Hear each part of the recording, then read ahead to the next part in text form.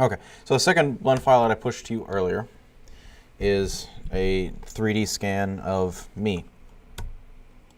So this was scanned using a Kinect, and I don't remember the name of the program. There's a few different programs out there that you can use a Kinect to make 3D scans, which then directly translate into 3D models. And this has some animation already applied to it. Eyebrow raise, smile, head nod, shoulder shrug, and both eyebrows go up and down. And I know I talked about this a little bit last time, but I wanted to, one, record it, and two, give you guys the opportunity to actually do this for yourself. So this is what it looks like when you open the blend file. And the way that all these animations are done, this is not a rigged mesh. And actually, if you go into edit mode, you can see that the mesh itself is pretty messy, and it's all triangles, and it's certainly not optimized for animation. But for the shape keys, this will work just fine. So what I'm going to do is let's see, what am I going to do? I've got my timeline down here. I'm going to set my end frame to like 250, and then I'm going to hover over it and hit home, just so I can see the end space after my animation completes. And then in my properties panel, I'm going to go to this triangle with 3 dots, and here I have this section called shape keys. And this is how I'm doing the animation. And this is, I know I talked about how this is sometimes used in conjunction with armature animation. You know, when somebody bends their bicep and it bulges a little bit, this is a good way to do that. But it can also be done if you want to have a tree blowing in the wind and you don't want to rig it, you just want to do a really simple bend in return, this can be a good way to do that.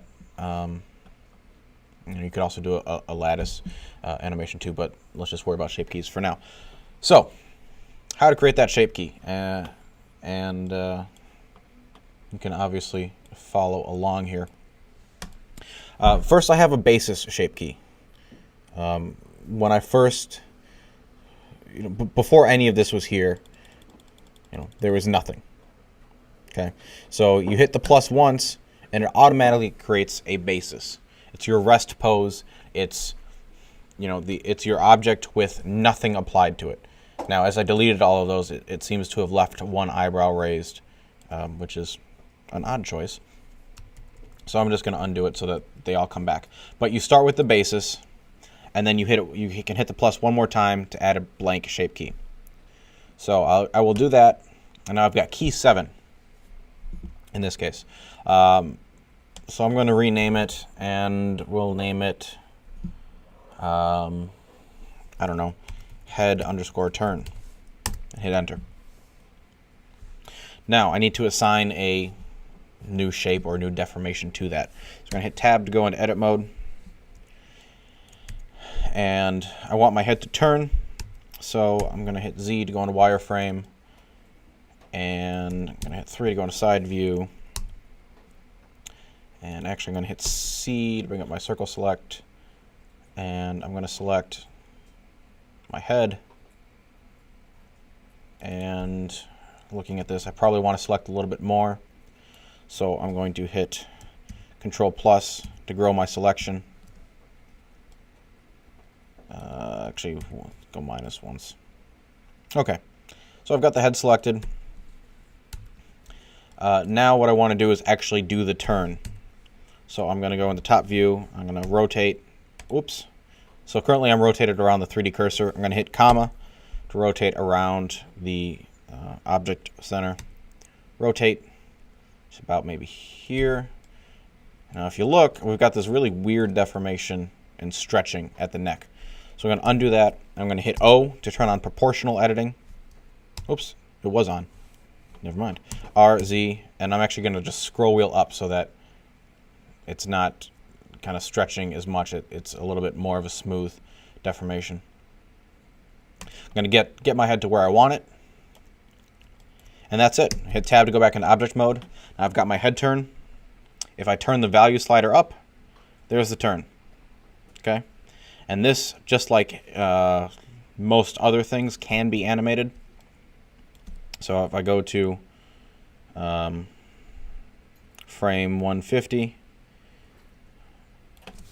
and with the value at 0, I'm going to hover over it and hit I, set that as a keyframe, and then I'll move 10 frames forward, set the value up to 1, and hit I again.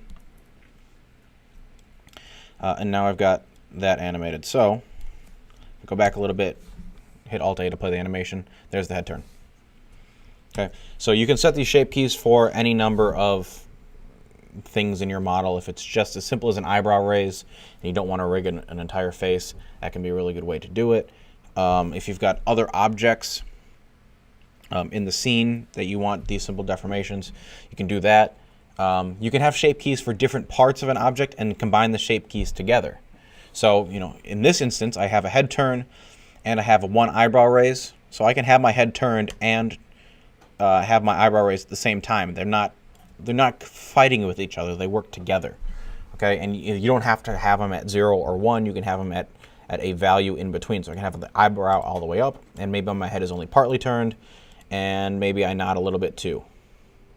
Okay, so you've got plenty of options and plenty of flexibility here, and it can work really well in conjunction with animating armatures.